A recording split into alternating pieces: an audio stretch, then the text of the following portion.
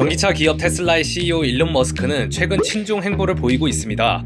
그는 지난 5월 30일부터 6월 1일까지 사흘간 중국에 방문했는데요. 근데 만난 사람들이 후덜덜합니다.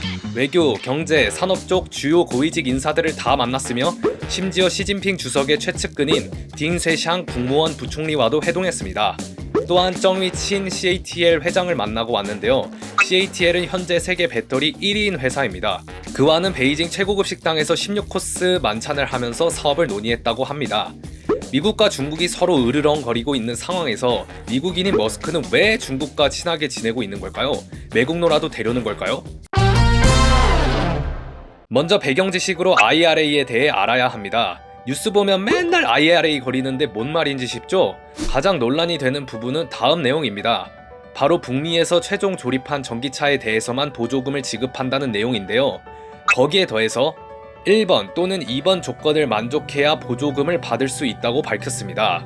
이로써 사실상 미국 자동차 기업 외에는 보조금을 받는 기업이 없어졌습니다. 미국 시장에서 다른 나라 전기차들은 경쟁력을 잃게 되었죠. 생각해보세요. 소비자 입장에서 $7,500 할인받아서 살 수 있는 전기차를 사려고 하지 않겠습니까? 잠깐, 근데 이게 인플레이션을 감축하는 것과 무슨 상관이냐고요? 저도 잘 모르겠습니다. 실제로 IRA가 인플레이션 감축과 별로 상관이 없는 거 아니냐는 논란이 있죠. IRA의 진짜 목적은 새로운 산업인 전기차 산업을 미국이 점유하려는 것으로 보여집니다. 이러한 배경 지식을 가지고 머스크가 왜 친중 행보를 하는지 또 왜 할 수 있는지 보시죠. 먼저 배터리입니다. 테슬라는 현재 CATL의 배터리를 받아서 쓰고 있습니다. 그래서 머스크가 CATL 회장에게 미국 내 공장 유치를 얘기했을 거라고 보고 있습니다. 이미 올해 3월 말에 CATL 미국 공장을 텍사스에 유치하겠다는 내용으로 말을 한 적이 있기도 하고요. 이는 물론 IRA 보조금 문제도 있겠지만 원활한 배터리 수급 문제도 있을 겁니다. 이번 머스크의 방중 이후로 테슬라의 모델 3, 모델 Y의 모든 종이 보조금을 100% 받는 것으로 바뀌게 되었습니다. 중국을 갔다 온 뒤로 모든 차량이 보조금 100%를 받게 된 것이죠. CATL이 테슬라로부터 부품을 받고 광물은 미국의 FTA 국가인 호주로부터 받고 만들어서 테슬라에게 주는 방식으로 IRA 규정을 충족했다고 하죠. 실제로 중국 배터리 업체들의 미국 진출이 계속되고 있습니다. 이를 통해 미국이 전기차 가격 경쟁을 위해 포드나 테슬라 같은 완성차 업계의 요구를 수용한 것으로 볼 수 있습니다. 미국과 중국의 배터리 협력이 강화되는 분위기이고 이러한 상황을 위해 머스크가 민간 외교 사절단으로서 간 것이 아니냐는 해석이 있습니다. 두 번째는 FSD입니다. FSD는 완전 자율주행을 말합니다. 아직은 베타 버전이며 2단계 자율주행이라 갈 길은 멀지만요.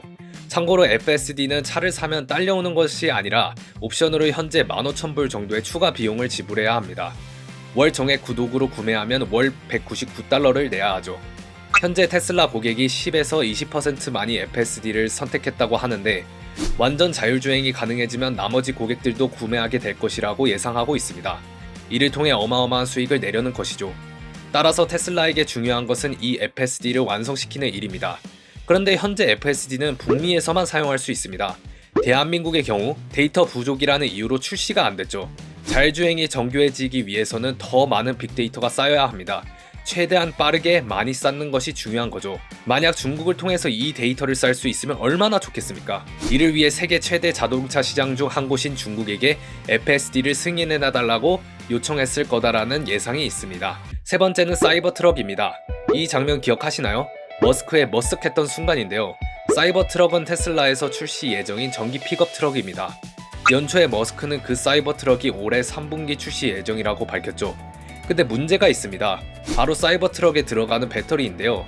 이 배터리는 테슬라와 일본 배터리 기업인 파나소닉이 개발 중인 4680 원통형 배터리가 들어갑니다. 그런데 이 배터리가 만들기가 쉽지 않습니다. 대량 생산이 아직까지 안 되고 있고 LG 에너지 솔루션도 못하고 있죠. 따라서 이러한 문제의 해결책으로 저렴한 CATL의 LFP 배터리를 이용해 사이버 트럭을 출시하는 것을 계획하고 있죠. 이러한 사이버 트럭용 배터리 수급을 위해 만났을 거라는 얘기도 있습니다. 이런 이유들 말고도 2019년 생사의 갈림길에 있던 테슬라를 살린 초대형 공장 기가 상하이에 가서 직원들의 사기 진작을 위한 것도 있죠. 또한 중국은 놓칠 수 없는 큰 시장이니 가서 사업을 확장하려는 것도 있겠습니다.